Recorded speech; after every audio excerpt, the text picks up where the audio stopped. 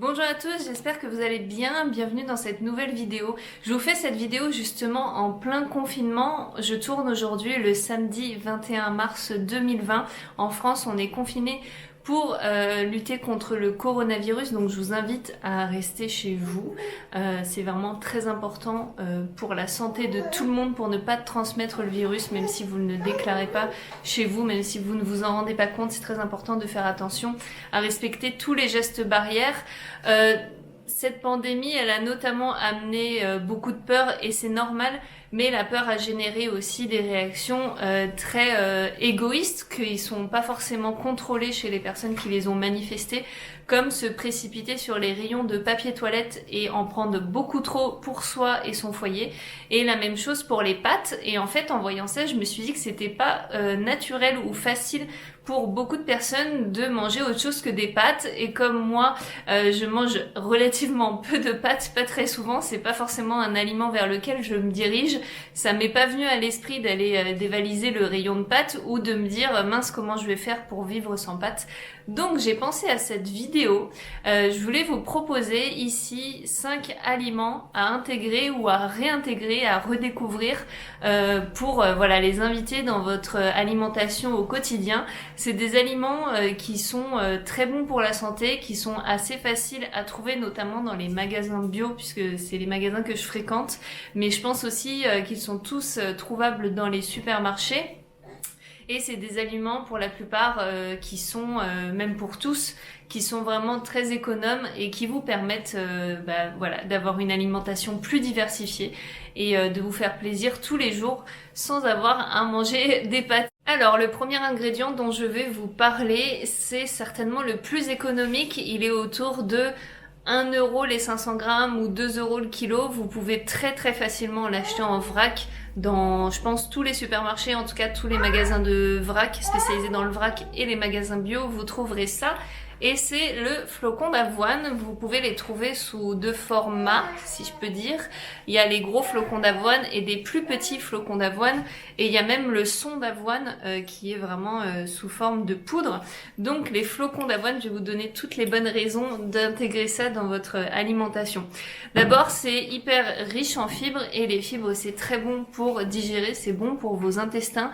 Et c'est aussi très très bon pour la satiété et pour calmer la glycémie. Donc par exemple, si vous mangez des choses sucrées, si vous mangez avec des flocons d'avoine, ça va aider votre glycémie à ne pas partir en flèche vers le haut pour retomber de plus belle et vous donner justement un coup de j'ai faim d'un seul coup quand la glycémie rechute. Les flocons d'avoine aident aussi largement à la satiété. Moi par exemple le matin quand je me réveille tôt, quand je prends un petit déjeuner tôt, je vais manger mes 2 tranches de pain avec du beurre d'amande dessus et après je vais attendre certainement que 10h30, 11h je vais avoir faim. Donc là je vais me préparer mon petit yaourt avec des flocons d'avoine et des graines riches en oméga 3 dont je vous reparlerai un peu plus tard dans la vidéo.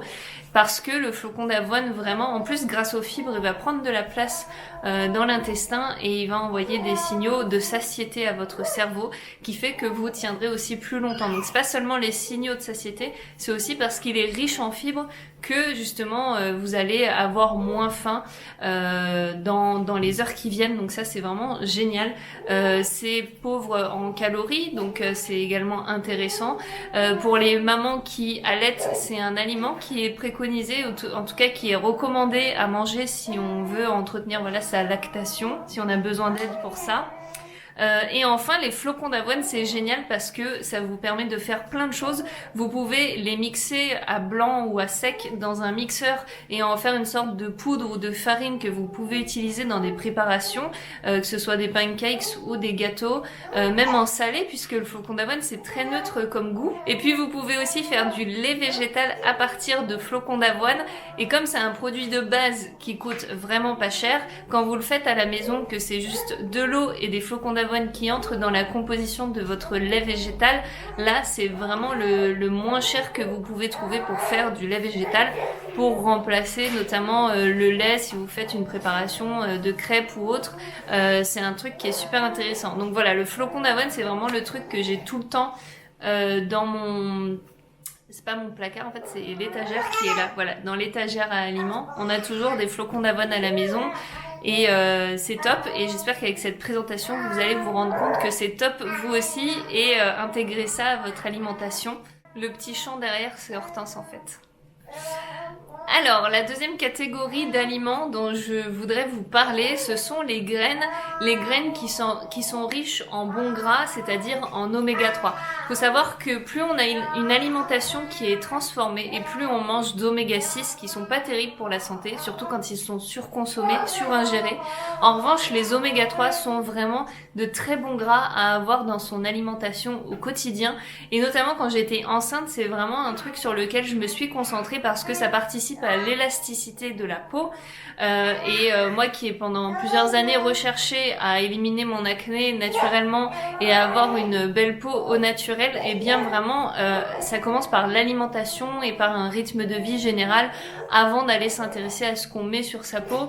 Et donc faire attention à manger peu de sucre et à manger une bonne quantité d'oméga 3. Je vous rassure, il y a Seb qui s'occupe d'Hortense derrière, je la laisse pas comme ça toute seule.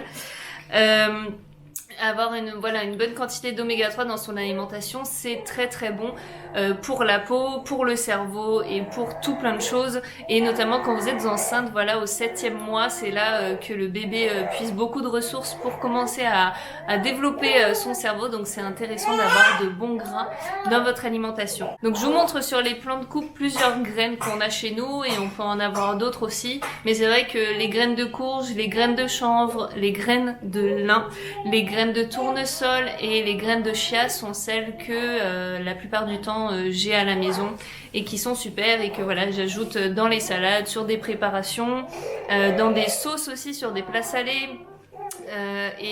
Et dans les yaourts, comme je vous disais tout à l'heure.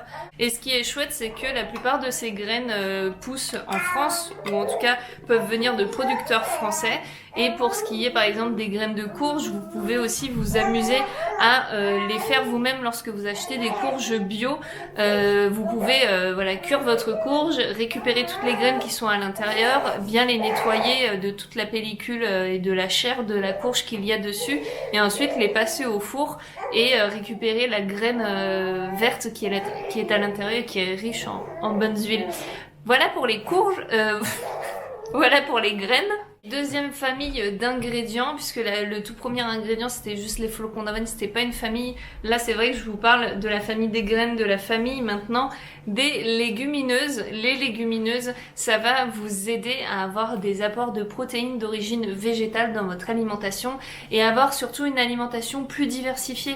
Si vous regardez bien, si vous notez par exemple ce que vous mangez chaque jour à chaque repas, vous allez vous rendre compte que vous mangez toujours la même chose, et c'est pas vous, c'est tout le monde. En fait, on a des habitudes, on a l'habitude d'acheter tel produit, et quand on va dans les supermarchés même, on a l'habitude d'acheter tel produit dans telle marque et de ne pas en changer parce qu'on a confiance, ne serait-ce que parce qu'on a toujours cette habitude, du coup on a confiance dans ce produit-là, etc. On a ces habitudes de consommation et d'alimentation, mais c'est bien d'élargir le champ des possibles. On a toute une variété de légumes et d'autres végétaux qui sont super chouettes à intégrer à notre alimentation, et plus vous mangerez varié, et mieux ce sera aussi pour votre santé, et vous vous ennuierez moins devant l'assiette.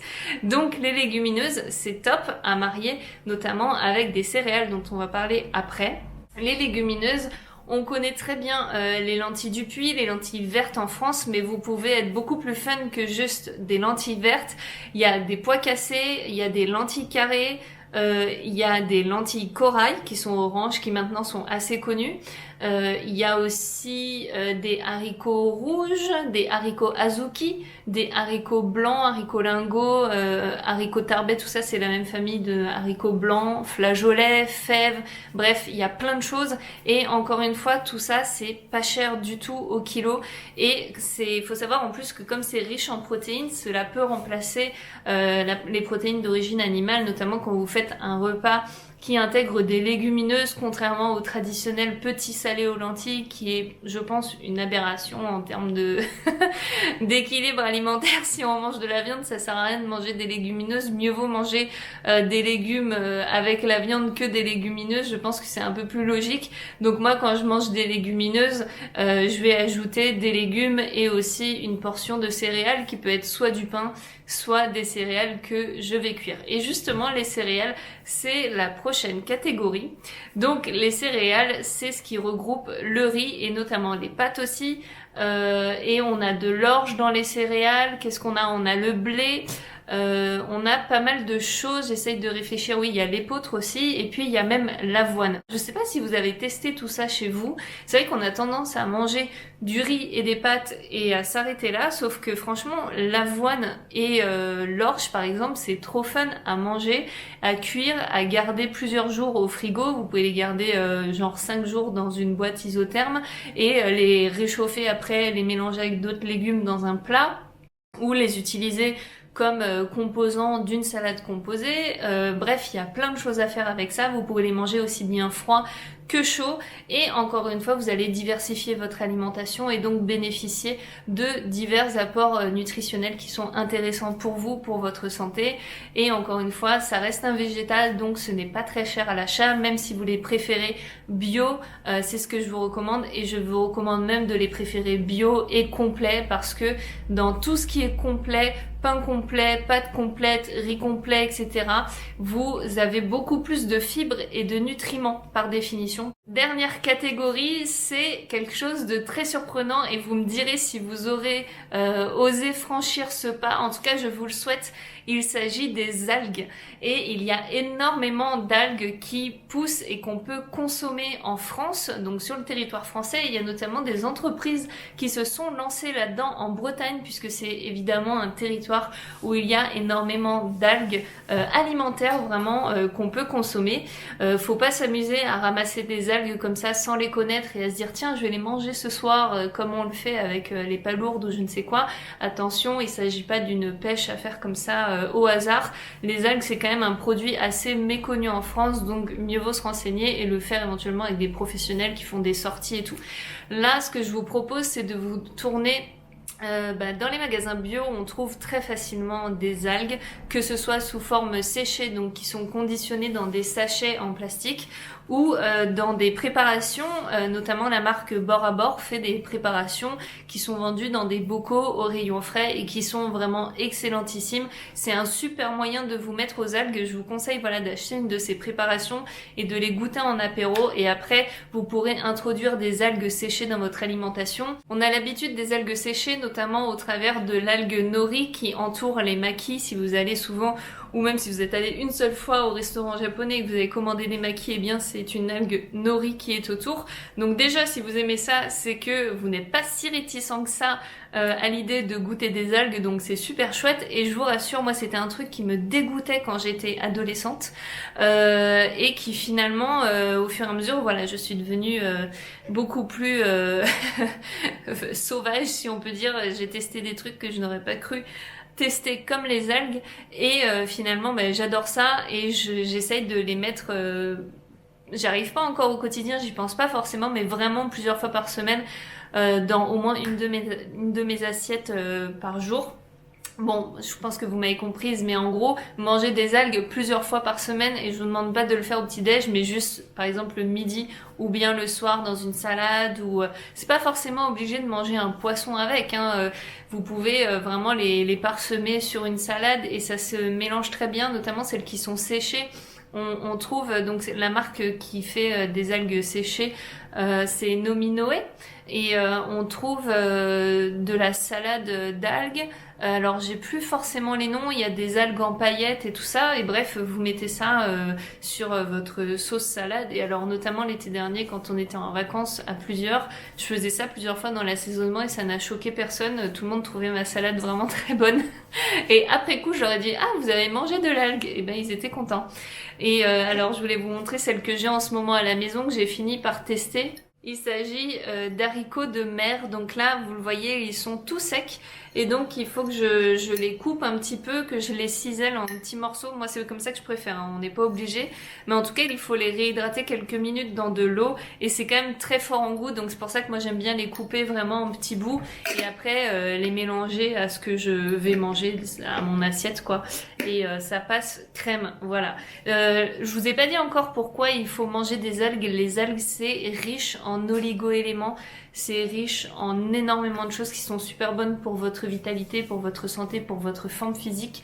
C'est notamment un aliment qui est beaucoup recommandé en naturopathie pour le post-accouchement. Donc voilà, buvez des soupes miso et intégrez des algues dedans, c'est vraiment très très bon pour vous reminéraliser. Voilà, c'est riche en minéraux, donc misez sur les algues, elles ont tout bon pour votre santé. Voilà pour ces 5 aliments et familles d'aliments que je vous invite à redécouvrir et à intégrer dans votre alimentation pour la diversifier et pour qu'elle soit plus fun et plus santé pour vous aussi. Dites-moi dans les commentaires si cette vidéo vous a intéressé, n'hésitez pas surtout à la liker, à vous abonner à ma chaîne et à me dire si vous souhaitez une autre vidéo sur le sujet, parce qu'il y a encore d'autres aliments dont je voulais vous parler mais ça aurait fait quelque chose de trop long et de peut-être vous alliez vous y perdre dedans, donc je préfère que voilà vous ayez 5 idées pour commencer et que la prochaine fois que vous allez dans un endroit où acheter de la nourriture, que ce soit un supermarché, un magasin bio, un magasin de vrac,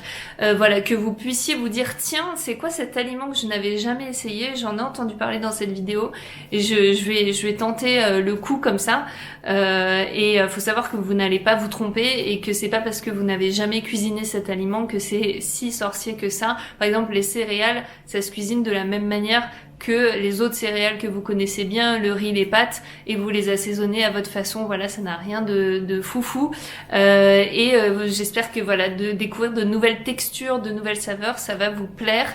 Donc revenez me dire ça après dans les commentaires et dites-moi si vous avez une envie de découvrir encore plus d'aliments et puis je vous referai une vidéo. Sur ce, je vous embrasse. Bon courage pour ce confinement à vous tous et puis j'espère que vous porterez bien d'ici là et à très bientôt.